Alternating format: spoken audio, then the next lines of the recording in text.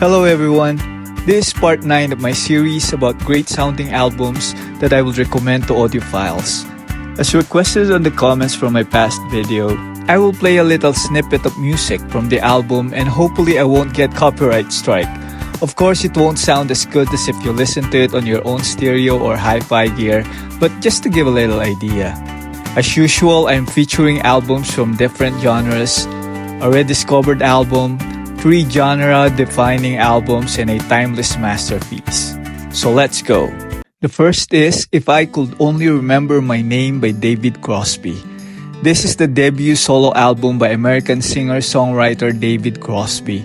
Originally released on February 1971, after each member of Crosby, Stills, Nash, and Young released their own solo albums after their album Deja Vu became a hit. The CD I have is the 50th anniversary edition, which features new remastering of the original album and a second disc featuring bonus tracks. A good reason to buy the physical disc is to read the fine new liner notes by Crosby's longtime friend and music writer Steve Silverman. He wrote insightful notes and revealing details about the making of this recording that will give you a clue as to why this album sounds remarkable. This album received dubious reception from critics upon its release. However, it was rediscovered by folk artists in 2000s and has received cult status and praise from modern-day critics for its moody, eclectic improvisation and beautiful harmonies. This album had a large cast featuring high-profile guests, which includes Jerry Garcia from Grateful Dead, Graham Nash, Neil Young, and Joni Mitchell. Crosby's acoustic guitar sounds great on this album, and you can hear the distinct individual voices singing backup harmonies. My favorite is Traction in the Rain, as it features crisp sound of auto harp and delicate singing from Crosby. Without thinking about getting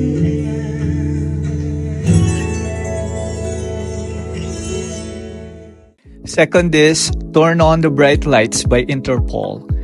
This is the debut studio album by Interpol, an American rock band from Manhattan, New York, released in the US by Matador on August 2002. Critics say that this album is an important milestone in post-punk's history and served as an accurate portrayal of the life in New York after the events of 9/11.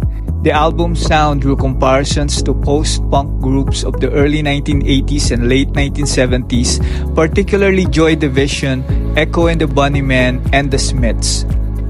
The CD I have is the original 2002 release, but there is a remastered version released in 2012 to commemorate its 10th anniversary. Lead singer Paul Banks' vocal performances are exceptional. His melancholic singing and somewhat defeated vocal delivery fits the themes on the album's production perfectly. The track NYC is one of my favorites on this album, and it is about Interpol's conflicted love for the streets of their hometown. I know you supported me for a long time. Somehow I'm not impressed. Next is Mezzanine by Massive Attack. This is the 3rd studio album by English electronic music group Massive Attack, released on April 1998. Massive Attack is considered as trip-hop pioneers and had already established themselves as Britain's best-known proponent of electronic music when they released Mezzanine. The black and white Beatles shot in the cover announces that the band returned after 4 years with darker sound. Mezzanine's best moments come from guest vocalists who were famous before Massive Attack released this first album. Horace Andy was already a legend in reggae circles, but his collaborations with Massive Attack gave him a wider crossover exposure. The other guest vocalist was Liz Fraser, the singer and songwriter of Cocteau Twins, who lends her virtuoso soprano to 3 songs. She sang beautifully on Black Milk and Group 4, but the track Teardrop is her finest moment on the album. She delivered a killer vocal performance that gave Massive Attack their first and so far only UK top 10 hit. You'll probably recognize the track Teardrop as it was the original opening theme for the popular television series House. Love is a verb, love is a doing word, fear of someone, pray. Gentle compulsion shakes me, makes me lighter, fear. Next is Led Zeppelin 4 by Led Zeppelin.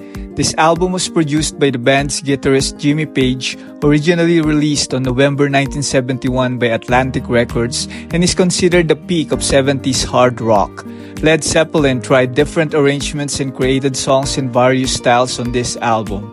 Led Zeppelin 4 ranked number 69 on Rolling Stone's 500 Greatest Albums of All Time in 2012. The CD I'm featuring is a 2014 remastered issue. I also have a 1990 CD version of this album, and I think this remastered version is better. The track 4 Sticks is noticeably better sounding. You can hear Robert Plant breathe over Jimmy Page's beautiful guitar picking. And of course, the track When the Levee Breaks, where John Bonham's legendary drum beat surrounds you. There is a deeper bass than on the previous version. This remastered version offers engaging sonic experience that Led Zeppelin fans will surely appreciate, particularly on a good stereo. These are catchy songs and the riffs will stay with you like the tracks Black Dog, Rock and Roll, and Going to California.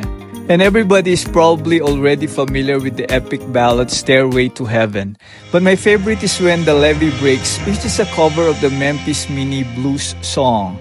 If it keeps on raining, levee's gonna break. If it keeps on raining, levee's gonna break. When the levee breaks, have no place to stay. And last but not the least is Giant Steps by John Coltrane. Originally released on February 1960 by Atlantic Records. Many music fans are certainly familiar with John Coltrane, the American jazz tenor saxophonist, band leader, and composer, and is among the most acclaimed figures in jazz. John Coltrane made 2 giant steps in 1959. First is by playing on Miles Davis' Kind of Blue. Second is by recording his first classic and in many ways was Kind of Blue's equal, the album Giant Steps. Jazz enthusiasts say that among jazz musicians, Giant Steps might be the most influential jazz album of all time. Supporting Coltrane are legends in jazz music: Tommy Flanagan on piano, Paul Chambers on bass, and Art Taylor on drums, all of whom provide a steady foundation for Coltrane's saxophone. In 2012, the album was ranked number 103 on Rolling Stone's magazine's list of the 500 greatest albums of all time. The CD I have is an SICD released by Analog Productions in 2024, mastered direct to DSD from the original master tape by Ryan K. Smith at Sterling Sound. Giant Steps is a critical triumph and defining moment on John Coltrane's career. Several pieces on this album went on to become jazz standards. Most prominent are Naima and my favorite, Giant Steps.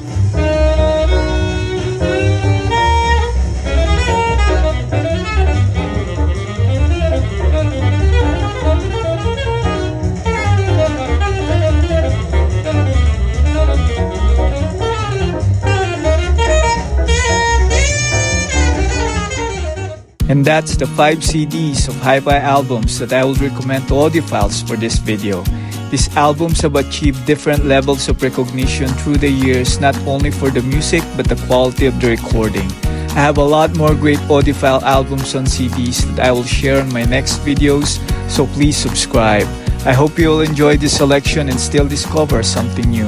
Let me know your thoughts if you already have listened to these albums. Happy listening.